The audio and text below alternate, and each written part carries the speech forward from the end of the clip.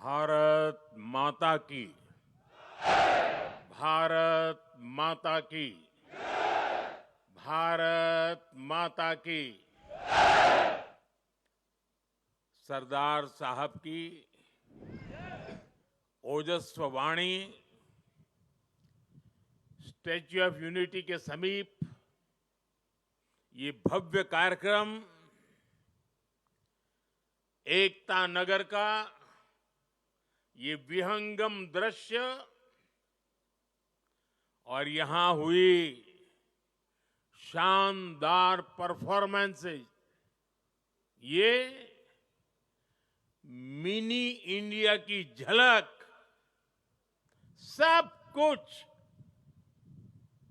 कितना अद्भुत है, कितना प्रेरक है। 15 अगस्त और 26 जनवरी की तरह ही 31 अक्टूबर को होने वाला ये आयोजन पूरे देश को नई ऊर्जा से भर देता है। मैं राष्ट्रीय एकता दिवस पर सभी देशवासियों को बहुत बहुत बधाई देता हूं।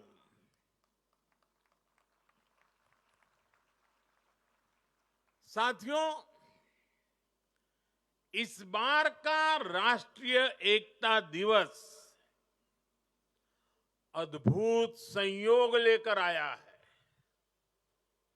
एक तरफ आज हम एकता का उत्सव मना रहे हैं, वहीं दूसरी तरफ दीपावली का भी पावन पर्व है।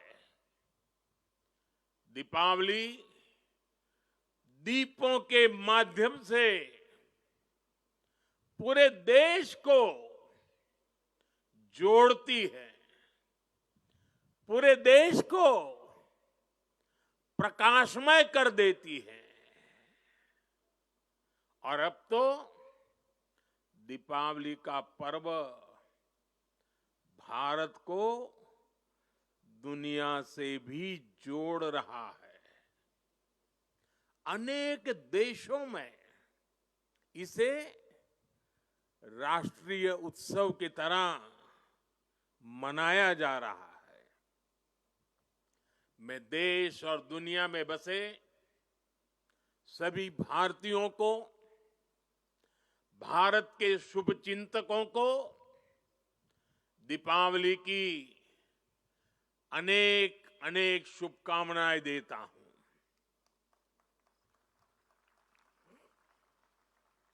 साथियों, इस बार का एकता दिवस एक और वजह से भी विशेष है। आज से सरदार पटेल का 150वां जन्म जयंती वर्ष शुरू हो रहा है। आने वाले 2 वर्षों तक देश सरदार पटेल की 150वीं जन्म जयंती का उत्सव मनाएगा। ये भारत के प्रति उनके असाधारण योगदान के प्रति देशवासियों की कार्यांजलि है। 2 वर्ष का ये उत्सव एक भारत श्रेष्ठ भारत के हमारे संकल्प को मजबूत करेगा। ये अवसर हमें सीख देगा कि असंभव से दिखने वाले काम को भी संभव बनाया जा सकता है। जब भारत को आजादी मिली थी तो दुनिया में कुछ लोग थे जो भारत के बिखरने का आकलन कर रहे थे। और अभी हमने सरदार साहब की वाणी में उसका विस्तार से बयान सुना। उन लोगों को जरा भी उम्मीद नहीं थी कि सैकड़ों रियासतों को एकजुट करके फिर से एक भारत का निर्माण हो पाएगा। लेकिन सरदार साहब ने ये करके दिखाया। ये इसलिए संभव हुआ क्योंकि सरदार साहब व्यवहार में यथार्थवादी, संकल्प में सत्यवादी, कार्य में मानवतावादी और ध्येय में राष्ट्रवादी थे। साथियों, आज हमारे पास छत्रपति शिवाजी महाराज की प्रेरणा भी है। उन्होंने आक्रांताओं को खदेड़ने के लिए सबको एक किया। कि महाराष्ट्र का रायगढ़ किला आज भी साक्षात वो गाथा कहता है। छत्रपति शिवाजी महाराज ने रायगढ़ के किले से राष्ट्र के अलग अलग विचारों को एक उद्देश्य के लिए एकजुट किया था।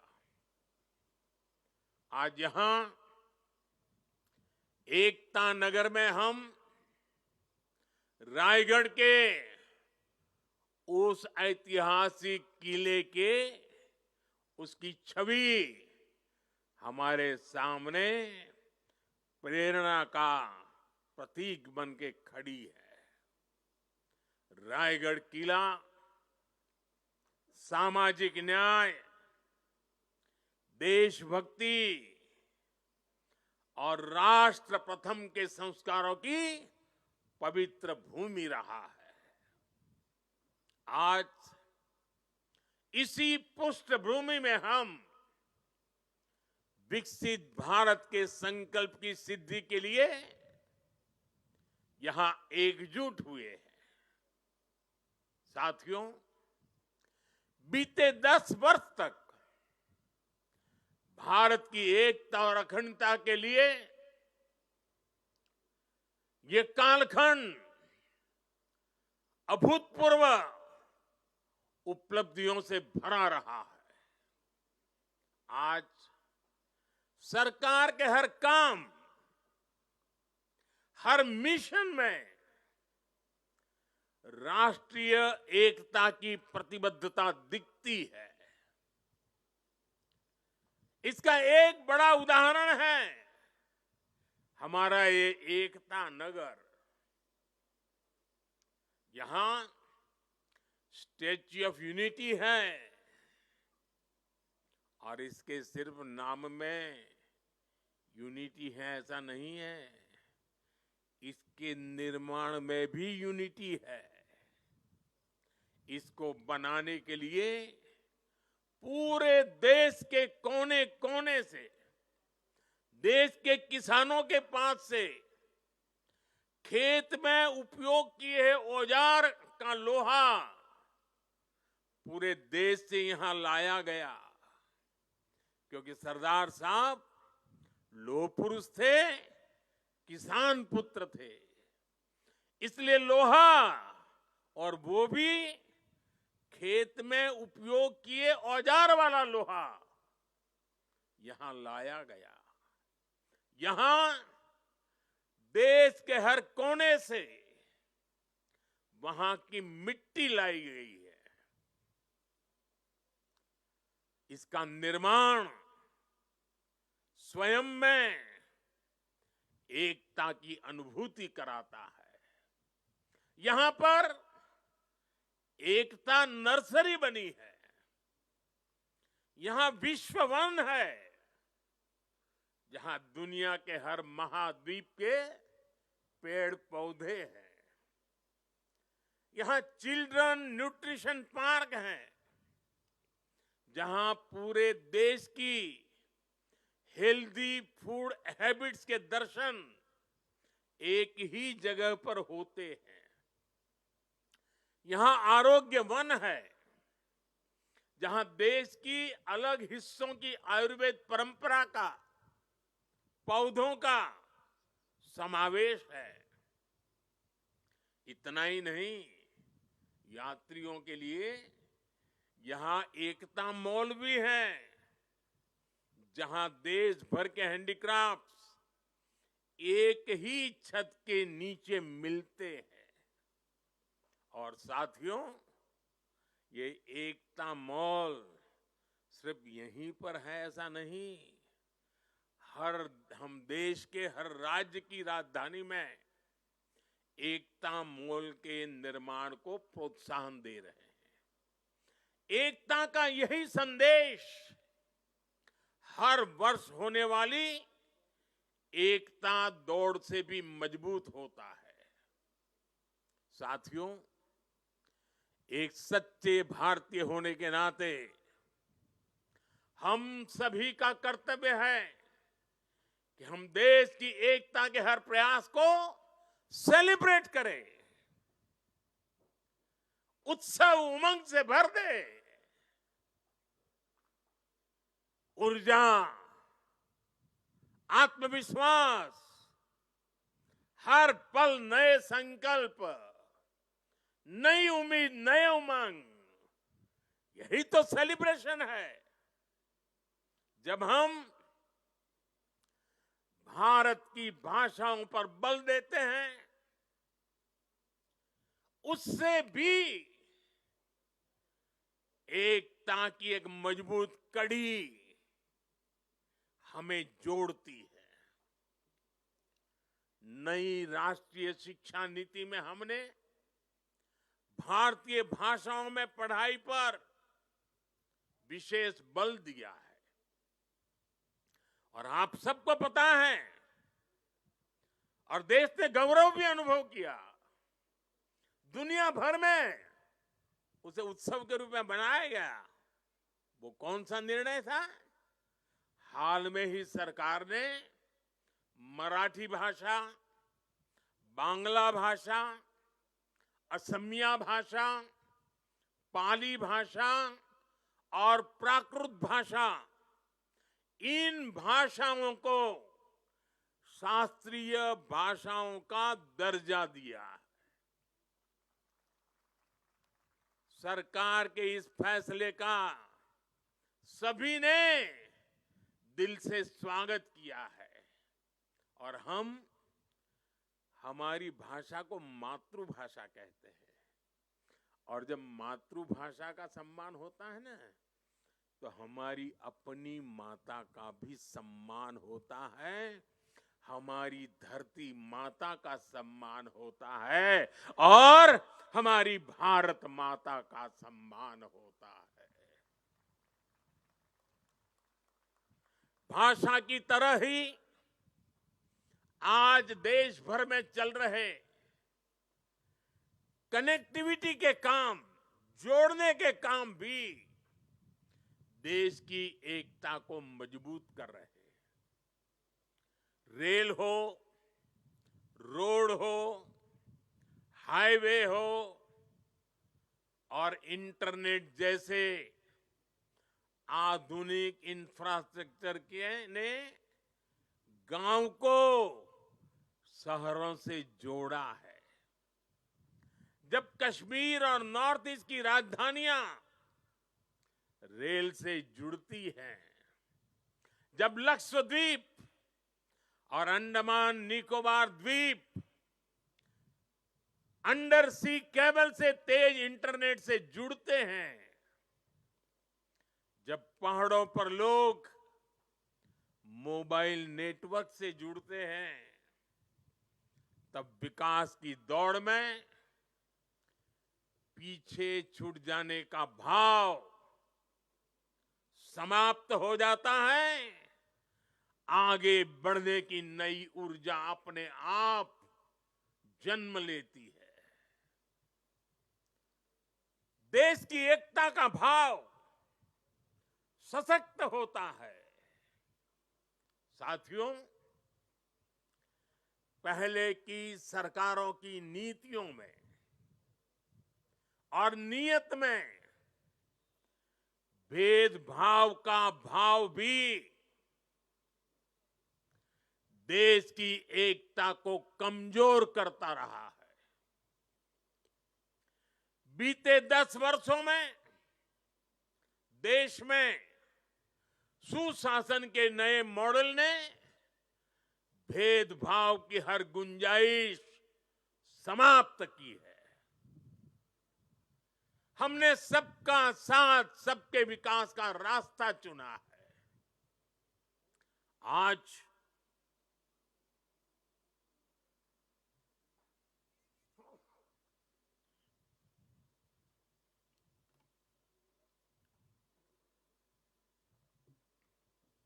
आज हर घर जल इस योजना से बिना भेदभाव जल पहुंचाने का प्रयास हो रहा है। आज पीएम किसान सम्मान निधि सबको मिलती है तो सबको बिना भेदभाव मिलती है। आज पीएम आवास के घर मिलते हैं तो सबको बिना भेदभाव मिलते हैं। आज आयुष्मान योजना का लाभ मिलता है तो बिना भेदभाव हर पात्र व्यक्ति को इसका फायदा होता है। सरकार की इस अप्रोच ने समाज में, लोगों में दशकों से व्याप्त असंतोष को समाप्त किया है। इस वजह से लोगों का सरकार पर भरोसा बढ़ा है, देश की व्यवस्थाओं पर भरोसा बढ़ा है। विकास और विश्वास की यही एकता एक भारत श्रेष्ठ भारत के निर्माण को गति देती है। और मुझे पूरा विश्वास है हमारी हर योजना में, हमारी हर नीति में और हमारी नीयत में एकता हमारी प्राण शक्ति है। इसे देख करके, सुन करके सरदार साहब की आत्मा जहां भी होगी हमें अवश्य आशीर्वाद देती होगी। साथियों, पूज्य बापू महात्मा गांधी कहा करते थे, विविधता में एकता को जीने के हमारे सामर्थ्य की निरंतर परीक्षा होगी। गांधी जी ने कहा था और आगे कहा था, इस परीक्षा को हमें हर हाल में पास करते रहना है। बीते 10 साल में भारत ने विविधता में एकता को जीने के हर प्रयास में सफलता पाई है। सरकार ने अपनी नीतियों और निर्णयों में एक भारत की भावना को लगातार मजबूत किया है। आज वन नेशन वन आइडेंटिटी यानी आधार की सफलता हम सब देख रहे हैं और दुनिया इसकी चर्चा भी करती है। पहले भारत में अलग अलग टैक्स सिस्टम थे। हमने one nation one tax system GST बनाया। हमने one nation one power grid से देश के पावर सेक्टर को मजबूत किया। वरना एक वक्त था कहीं बिजली तो होती थी, कहीं अंधेरा होता था, लेकिन बिजली पहुंचाने के लिए ग्रिड टुकड़ों में बटी पड़ी थी। हमने वन नेशन वन ग्रिड इस संकल्प को पूरा किया। हमने one nation one ration card से गरीबों को मिलने वाली सुविधाओं को एक साथ जोड़ दिया, एकीकृत किया। हमने आयुष्मान भारत के रूप में one nation one health insurance की सुविधा देश के जन जन को दी है। साथियों, एकता के हमारे इन प्रयासों के तहत ही अब हम वन नेशन वन इलेक्शन पर काम कर रहे हैं, जो भारत के लोकतंत्र को मजबूती देगा,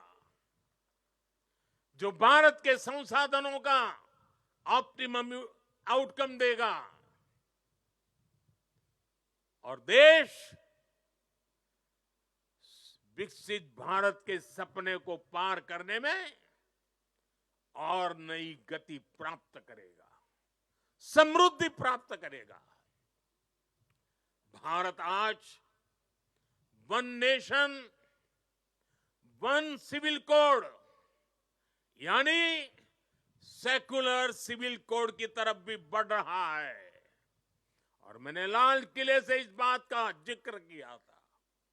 इसके भी मूल में सामाजिक एकता, सरदार साहब की बात ही हमारी प्रेरणा है।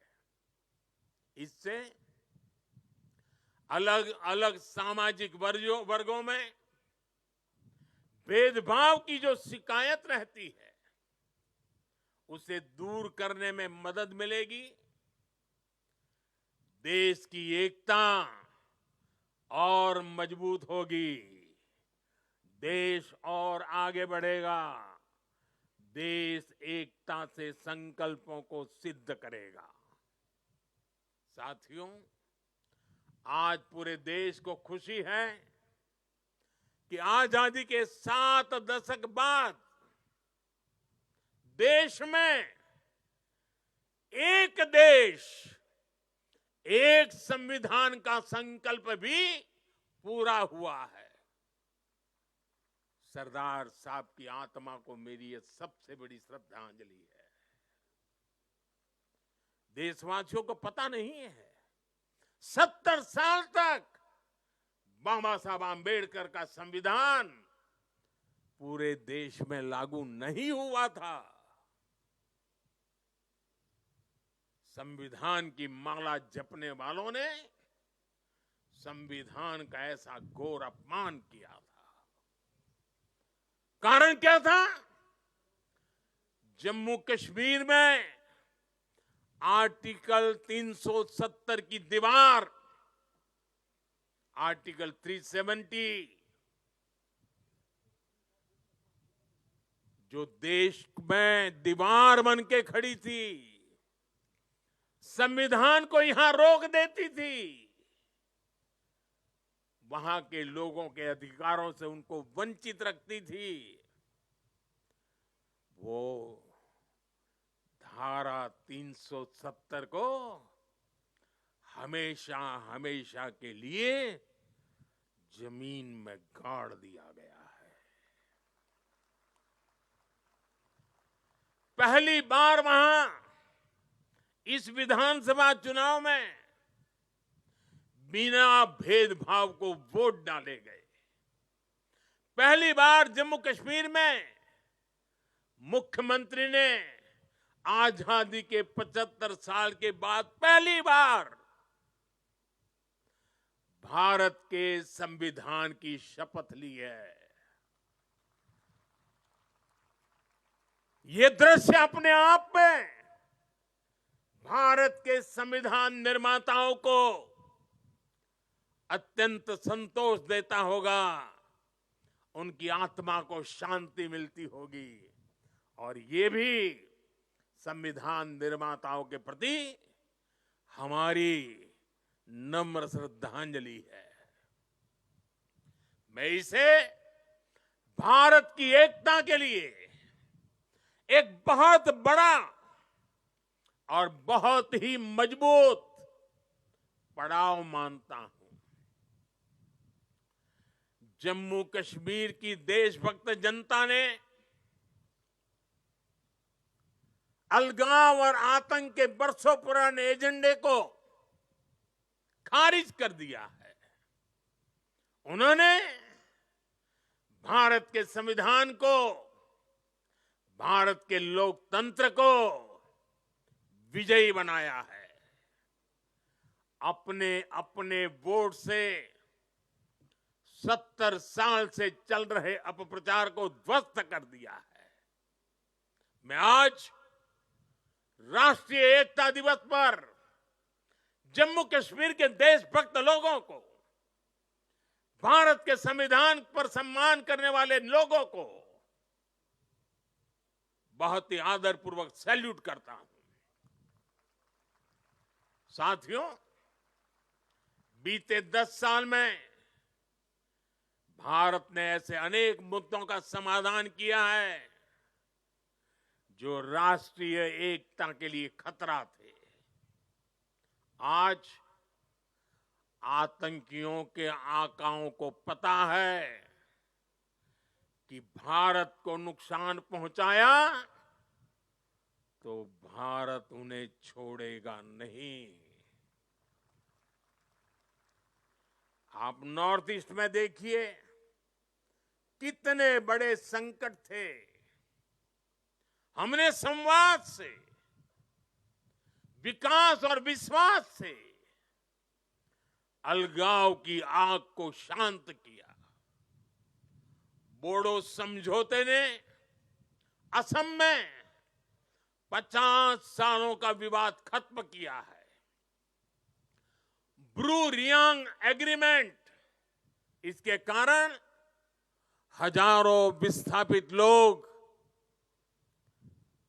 अनेक दशकों के बाद अपने घर लौटे हैं। National liberation front of Tripura से हुए समझौते ने लंबे समय से चल रही अशांति खत्म की है।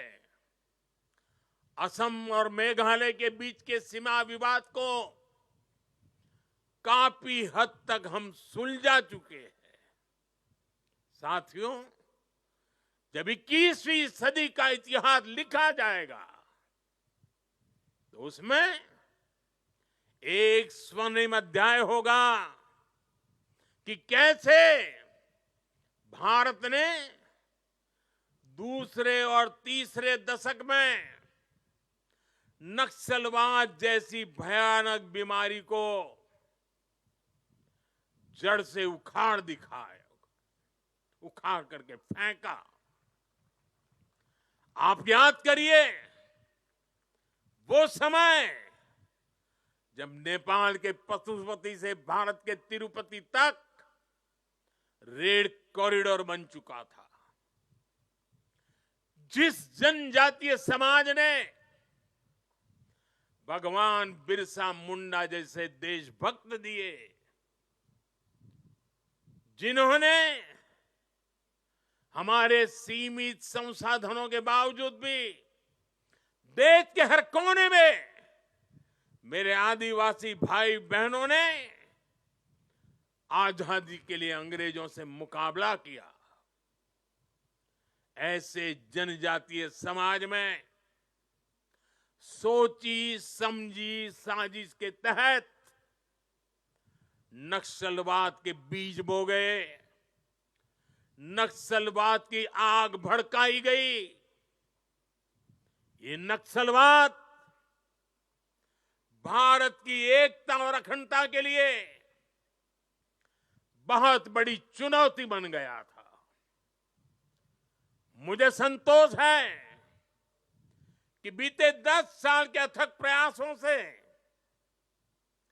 आज नक्सलवाद भी भारत में अपनी अंतिम सांसें गिन रहा है।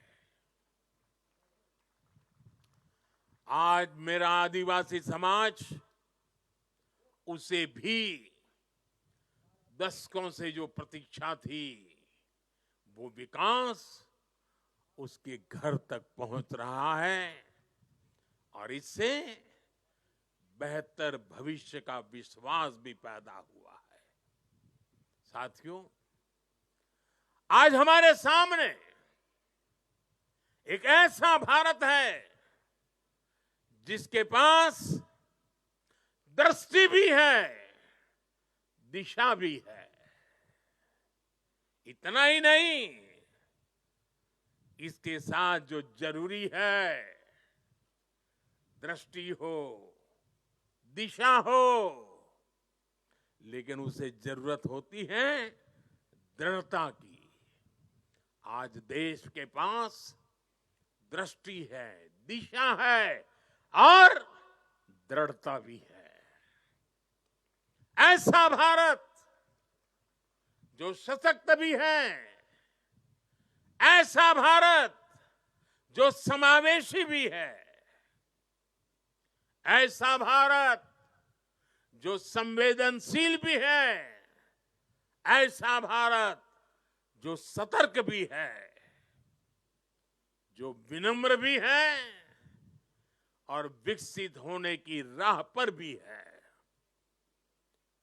ऐसा भारत जो शक्ति और शांति दोनों का महत्व जानता है। दुनिया भर में मची भारी उथल पुथल के बीच सबसे तेज गति से विकास करना ये सामान्य बात नहीं है।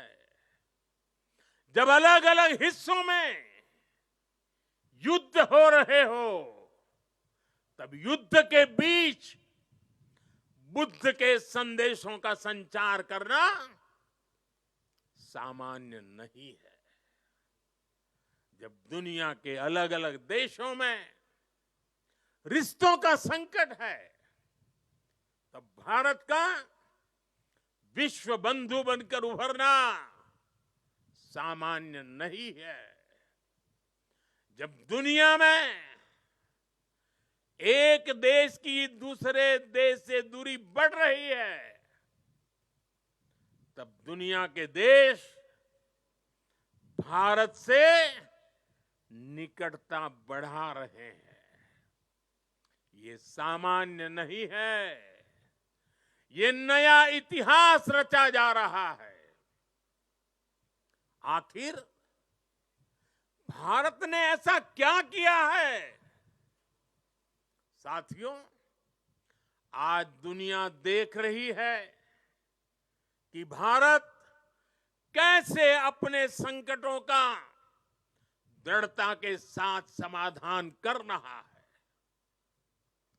आज दुनिया देख रही है कि भारत कैसे एकजुट होकर दशकों पुरानी चुनौतियों को समाप्त कर रहा है। और इसलिए हमें इस महत्वपूर्ण समय पर अपनी एकता को सहेजना है, उसे संभालना है। हमने एकता की जो शपथ ली है, उसे बार बार याद करना है, उस शपथ को जीना है। जरूरत पड़े तो उस शपथ के लिए जूझना है। हर पल इस शपथ की भाव को अपने जोम से भरते रहना है। साथियों, भारत के बढ़ते सामर्थ्य से, भारत में बढ़ते एकता के भाव से कुछ ताकतें, कुछ विकृत विचार, कुछ विकृत मानसिकता है, कुछ ऐसी ताकतें बहुत परेशान है। भारत के भीतर और भारत के बाहर भी ऐसे लोग भारत में अस्थिरता, भारत में अराजकता फैलाने की कोशिश कर रहे हैं। वो भारत के आर्थिक हितों को चोट पहुंचाने में जुटी हैं। वो ताकतें चाहती कि दुनिया भर के निवेशकों में गलत संदेश जाए, भारत की नेगेटिव छवि उभरे। ये लोग भारत की सेनाओं तक को टारगेट करने में लगे हैं। मिस इन्फॉर्मेशन कैंपेन चलाए जा रहे हैं। सेनाओं में अलगाव पैदा करना चाहते हैं। ये लोग भारत में जात पात के नाम पर विभाजन करने में जुटे हैं। इनके हर प्रयास का एक ही मकसद है, भारत का समाज कमजोर हो, भारत की एकता कमजोर हो। ये लोग कभी नहीं चाहते कि भारत विकसित हो, क्योंकि कमजोर भारत की राजनीति, गरीब भारत की राजनीति ऐसे लोगों को सूट करती है। 5-5 दशक तक इसी गंदी घिनौनी राजनीति देश को दुर्बल करते हुए चलाई गई है। इसलिए ये लोग संविधान और लोकतंत्र का नाम लेते हुए भारत के जन जन के बीच में भारत को तोड़ने का काम कर रहे हैं। अर्बन नक्सलियों के इस गठजोड़ को, इनके गठजोड़ को हमें पहचानना ही होगा। और मेरे देशवासियों, जंगलों में पनपा नक्सलवाद, बम बंदूक से आदिवासी नौजवानों को गुमराह करने वाला नक्सलवाद जैसे जैसे समाप्त होता गया, अर्बन नक्सल का नया मॉडल उभरता गया। हमें देश को तोड़ने के सपने देखने वाले, देश को बर्बाद करने के विचार को लेकर के चलने वाले, मुंह पर जूठे नकाब पहने हुए लोगों को पहचानना होगा, उनसे मुकाबला करना ही होगा। साथियों, आज हालत ये हो गई है कि आजकल एकता की बात करना तक गुनाह बना दिया गया है। एक समय था जब हम बड़े गर्व के साथ स्कूल, कॉलेज में, घर में, बाहर सहज रूप से एकता के गीत गाते थे। जो पुराने लोग हैं उनको पता है हम क्या गीत गाते थे। हिंद देश के निवासी सभी जन एक है, हिंद देश के निवासी सभी जन एक है, रंग रूप वेश भाषा चाहे अनेक है। ये गीत गाए जाते थे। आज की तारीख में कोई ये गीत गाएगा तो उसको अरबन नक्सलों की जमात गालियां देने का मौका पकड़े लेगी।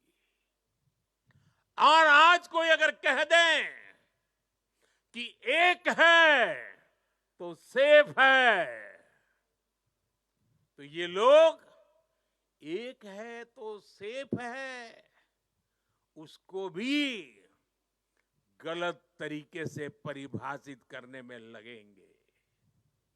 जो लोग देश को तोड़ना चाहते हैं, जो लोग समाज को बांटना चाहते हैं, उन्हें देश की एकता अखर रही है। और इसलिए मेरे देशवासियों, हमें ऐसे लोगों से, ऐसी विचारों से, ऐसी प्रवृत्ति से, ऐसी वृत्ति से पहले से भी ज्यादा सावधान होने की जरूरत है।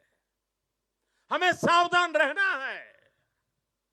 साथियों, हम सब सरदार साहब को, उनके विचारों को जीने वाले लोग हैं। सरदार साहब कहते थे, भारत का सबसे बड़ा लक्ष्य एकजुट और मजबूती से जुड़ी शक्ति बनने का होना चाहिए। हमें याद रखना है, हिंदुस्तान विविधता वाला देश है। हम विविधता को सेलिब्रेट करेंगे, तभी एकता मजबूत होगी। आने वाले 25 साल एकता के लिहाज से बहुत ही महत्वपूर्ण है। इसलिए एकता के इस मंत्र को हमें कभी भी कमजोर नहीं पड़ने देना है। हर झूठ का मुकाबला करना है, एकता के मंत्र को जीना है। और ये मंत्र, ये एकता, ये तेज आर्थिक विकास के लिए भी, विकसित भारत बनाने के लिए, समृद्ध भारत बनाने के लिए बहुत जरूरी है। ये एकता सामाजिक सद्भाव की जड़ी बूटी है। सामाजिक सद्भाव के लिए ये बहुत जरूरी है। अगर हम सच्चे सामाजिक न्याय को समर्पित है, सामाजिक न्याय हमारी प्राथमिकता है, तो एकता सबसे पहली पूर्व शर्त है। एकता बनाए रखना है। ये बेहतर सुविधाओं के निर्माण के लिए बिना एकता को गाड़ी चल नहीं सकती है। ये नौकरी के लिए, निवेश के लिए एकता जरूरी है। आइए हम एक होकर एक साथ आगे बढ़े। एक बार फिर आप सभी को राष्ट्रीय एकता दिवस पर मेरी ढेर सारी शुभकामनाएं। मैं कहूंगा, सरदार साहब, आप सब बोलिए, अमर रहे, अमर रहे। सरदार साहब, सरदार पटेल, सरदार पटेल, सरदार पटेल। भारत माता की, भारत माता की, भारत माता की।